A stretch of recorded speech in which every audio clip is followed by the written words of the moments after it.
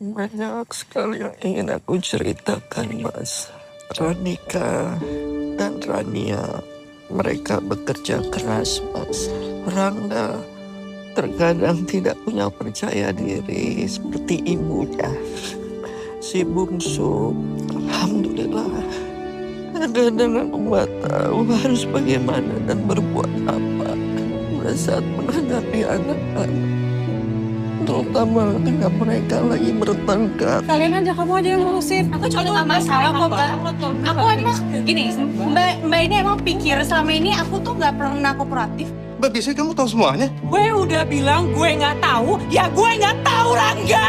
Tidur yang nyenyak ya suamiku.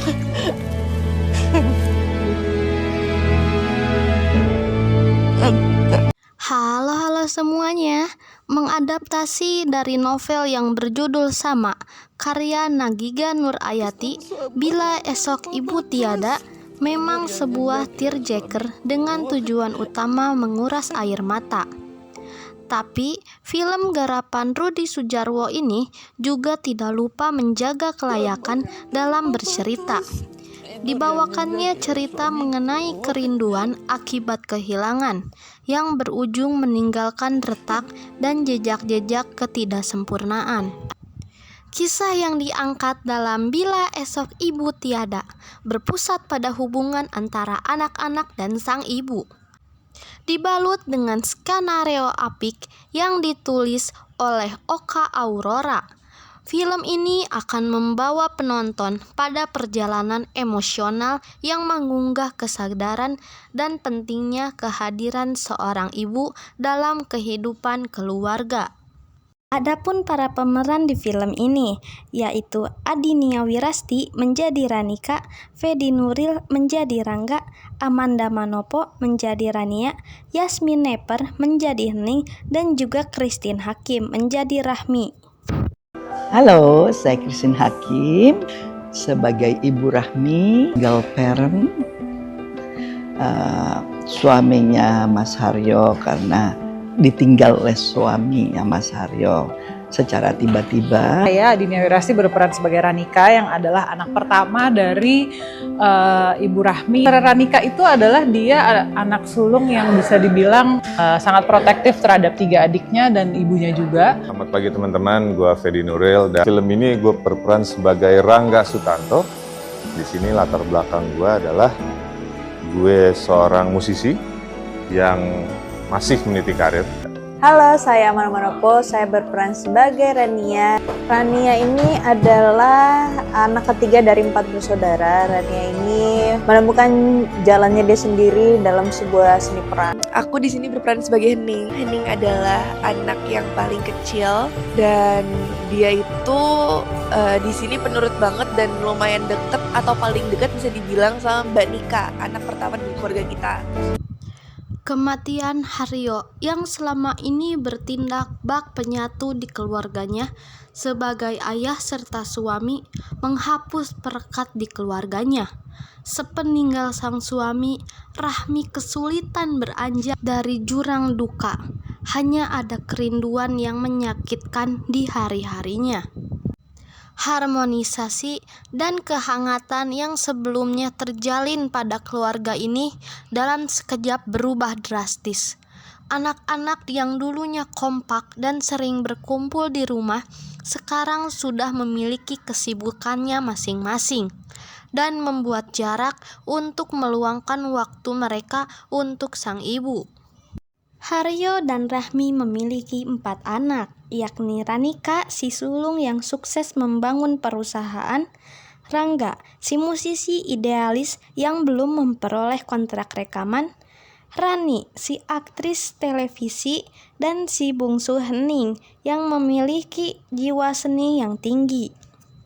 Rahmi digambarkan sebagai sosok ibu yang selalu memprioritaskan kehidupan anak-anaknya.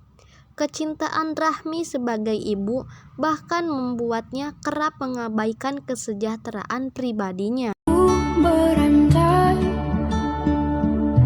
kau di sini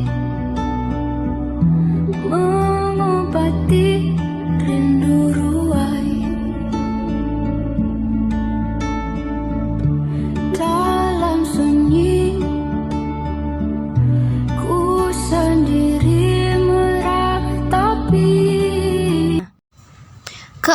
anaknya kini jarang berkumpul. Bahkan sewaktu sang ibu ulang tahun, mereka terlambat pulang. Rudi Sudjarwo sadar betul pentingnya momen ulang tahun Rahmi untuk menggambarkan dinamika tokoh-tokohnya. Melalui momen tersebut, seketika dibuat memahami karakternya, baik terkait sisi individual maupun hubungan dengan satu sama lain. Semua diberi kesempatan bersinar. Mas kamu nggak tahu kemana, mbak kamu juga nggak tahu kemana. Ibu tuh hari ini ulang tahun loh. Masa nggak ada yang nemenin sih? Si anak sulung yang nampak dominan dan kuat, walau sejatinya tersiksa oleh rasa lelah. Rangga mempunyai kepercayaan diri yang rendah. Rania yang piawai meledakkan emosi, serta Hening yang mengubur segala kegetiran sebagai cara menghormati kakak-kakaknya. Keempatnya pandai berbicara dan melempar argumen tanpa pernah kehabisan kata, namun tidak tahu cara mendengarkan. Mereka luput mendengarkan sang ibu yang hanya ingin merasakan hangatnya kebersamaan keluarga di hari ulang tahunnya. Mereka lagi bertengkar. Tapi kan kita nggak tahu orangnya kayak gimana, bisa langsung percaya apa nggak bisa langsung gitu. 2 minggu, sebulan lo ngarepin gue berhenti kerja. Sekalian aja kamu aja yang ngurusin. Aku juga nggak masalah kok mbak. Aku emang gini, mbak ini emang pikir selama ini aku tuh nggak pernah kooperatif ya. Mbak, biasanya kamu tahu semuanya. Gue udah bilang gue nggak tahu, ya gue nggak tahu Rangga. Mau sampai kapan kalian bertengkar? Ada kalanya penceritaan bila esok ibu tiada terganggu akibat kurang mulusnya transisi antar peristiwa. Terkadang karena lemahnya departemen penyuntingan, tapi tidak jarang pula kekurangan tersebut berasal dari naskah hasil tulisan Rudi Sudjarwo, Oka Aurora, dan juga Adinia Wirasti sebagai kredit penulisan perdananya, yang menggerakkan kisahnya secara kasar. Tapi dibanding banyaknya tearjerker Indonesia bertema keluarga, bila esok ibu tiada membawa bobot lebih lewat eksplor mengenai kerinduan.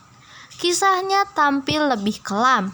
Setelah puluhan tahun bersama, Rahmi kehilangan arah setelah kepergian Haryo. Dia kehilangan kehidupan. Puncaknya adalah sebuah close up yang Rudi pakai untuk menangkap performa luar biasa dari Christine Hakim dan Slamet Raharjo. Saat itulah kerinduan tidak lagi tertahankan. Aku harus bagaimana dan berbuat apa saat menghadapi anak-anak, terutama ketika mereka lagi bertengkar. Mau sampai kapan kalian bertengkar?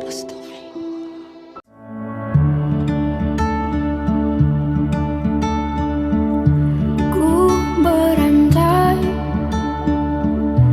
kau di sini mengobati rindu ruai.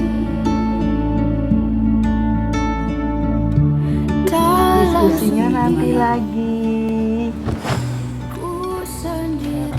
Yuk adek makan dulu ya. Tapi perasaan yang Suatu hari Rahmi jatuh karena tergelincir dan terluka. Ia pun dibawa ke rumah sakit dan keempat anaknya pun kembali berkumpul.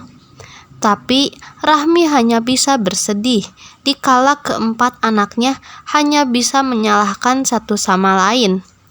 Namun pada suatu hari hal yang tidak diinginkan pun terjadi.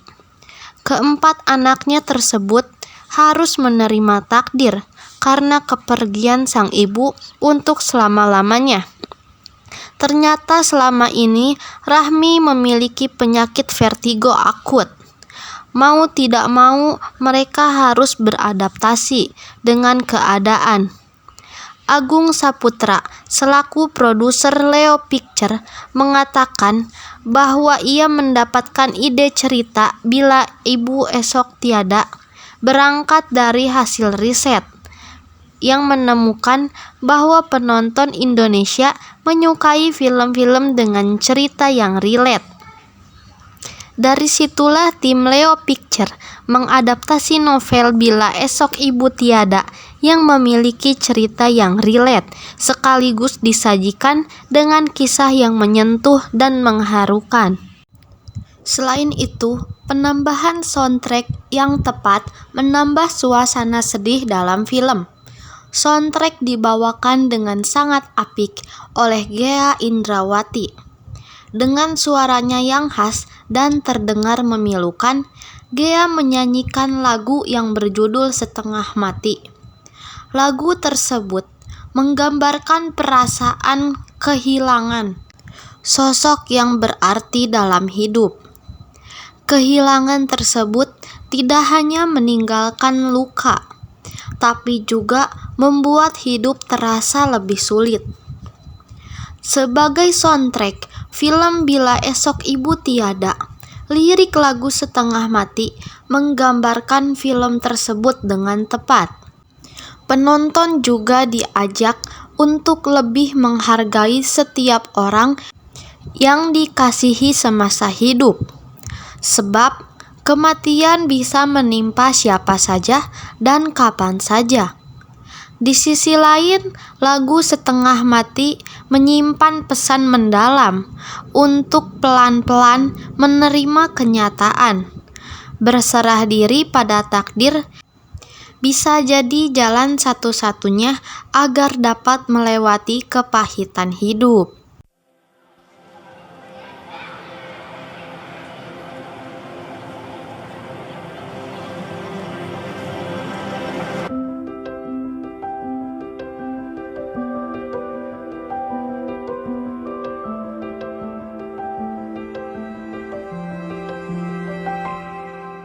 Tolong bilang ini hanya mimpi.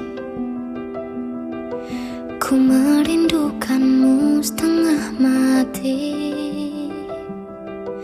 Tuhan, kau tahu aku menyayanginya, tapi ternyata kau lebih sayang dia. Datanglah sebentar hari ini, walaupun sekedar lewat mimpi. Aku ingin pulang, ku ingin mengadu. Secepat itu kau pergi, tinggalkan diriku. Bagaimana jika ku merindukan dirimu? Jika ku butuh hangat pelukmu, tak bisa kau kembali padaku. Bagaimana caraku hidup tanpa dirimu? Kuatkah ku lanjutkan hidupku tanpamu? Tuhan jaga dia.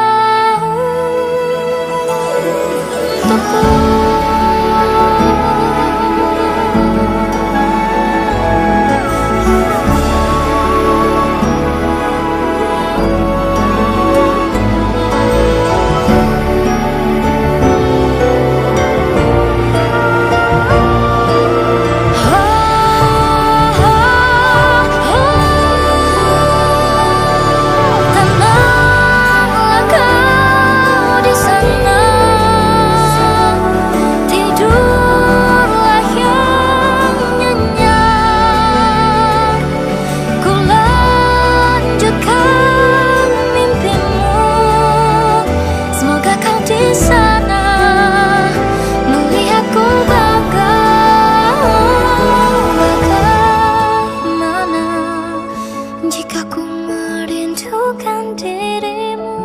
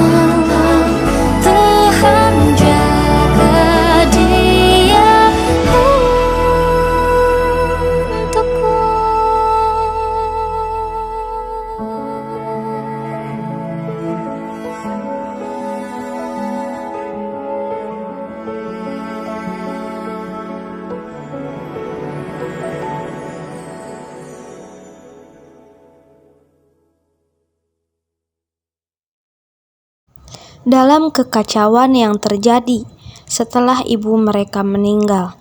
Film ini menyisipkan filosofi yang bernama kintsugi yang berasal dari Jepang, yakni seni memperbaiki keramik retak dengan emas, menjadikan pecahan-pecahan sebagai keindahan baru. Filosofi ini menjadi pengingat akan keutuhan keluarga yang retak dan perlahan harus tersambung kembali.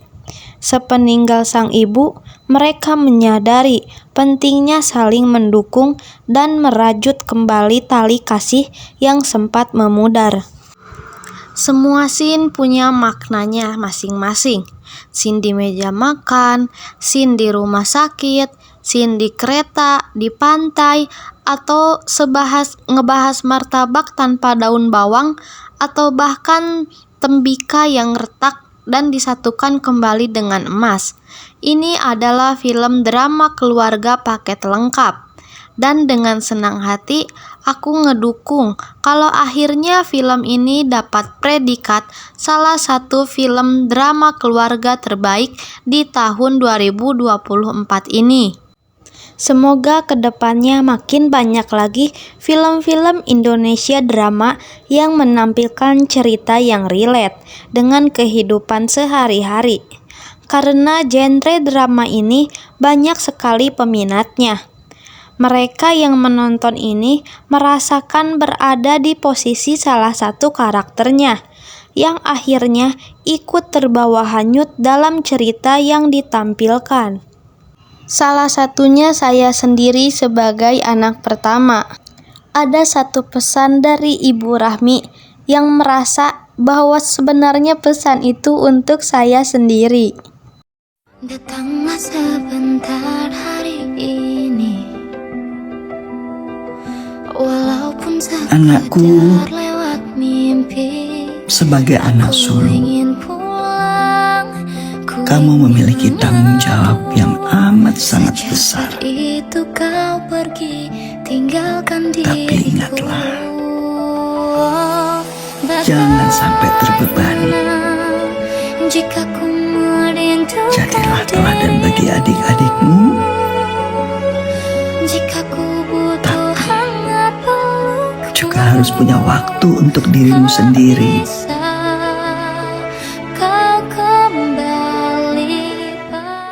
Secara keseluruhan, film Bila Esok Ibu Tiada adalah film yang sangat layak untuk ditonton.